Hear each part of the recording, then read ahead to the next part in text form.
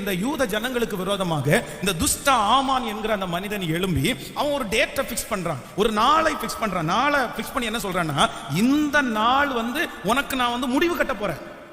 இந்த நாளில் உனக்கு ஒரு பெரிய முடிவு வரப்போகிறது. உன்னுடைய வம்சத்தோடு உங்களுடைய குடும்பத்தோடு எல்லாரையும் நான் அழிக்க போறேன் அப்படின்னு இந்த ஆமான் ஒரு டேட்டை பிக்ஸ் பண்றாரு.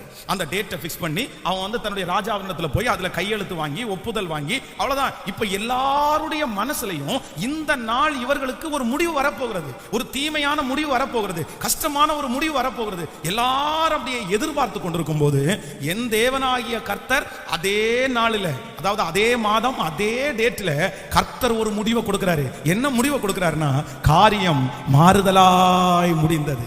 ஆமென் சொல்லுங்கள். நான் நம்புகிறேன் ஆண்டவருடைய பிள்ளைகளே, இன்று நம்முடைய ஆவியானவர் நமக்கு என்ன முடிவை கொடுக்க போறாருன்னா, கர்த்தர் சொல்லுகிறார் காரியம் மாறுதலாய் முடிய போகிறது. ஒருவேளை உங்களை சுற்றி இருக்கிற நிறைய பேர் உங்களை பார்த்து இது இப்படிதான் முடியும், இது இப்படிதான் இருக்கும், இந்த மகனுடைய முடிவு இதுதான், இந்த மகளுடைய முடிவு இதுதான், உன் பிள்ளையினுடைய முடிவு இதுதான், உன்னுடைய எதிர்காலத்தினுடைய முடிவு இதுதான் அப்படின்னு நிறைய பேர் உங்களை ஒருவேளை மட்டம் தட்டி கொண்டே இருக்கலாம். இந்த ஜெபத்திற்கு இந்த சத்தத்தை கேட்கிற நீங்கள் அது குறித்து வருத்தத்தோட இருக்கலாம். ஆமா பாஸ்டர், உண்மைதான், நிறைய பேர் இப்படிதான் உனக்கு முடிவு வரும்னு சொன்னாங்க, அவங்க சொன்னது மாதிரியே எனக்கு நடக்குது பாருங்களேன்.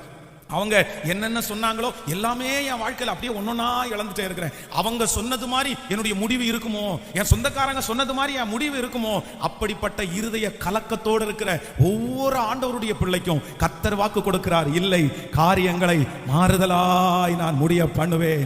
காரியம் மாறுதலாய் முடியும். நீ பயந்து கொண்டிருக்கிற அந்த காரியம் மாறுதலாய் முடியும். நீ இப்படி முடிந்து விடுமோ என்று பயப்படுகிற அந்த காரியம் மாறுதலாய் முடியும். கர்த்தராகிய ஆண்டவர் வாக்கு கொடுக்கிறார், அந்த காரியத்தை நான் மாறுதலாய் நன்றாய் கரங்களை மேல தட்டி ஹalleluya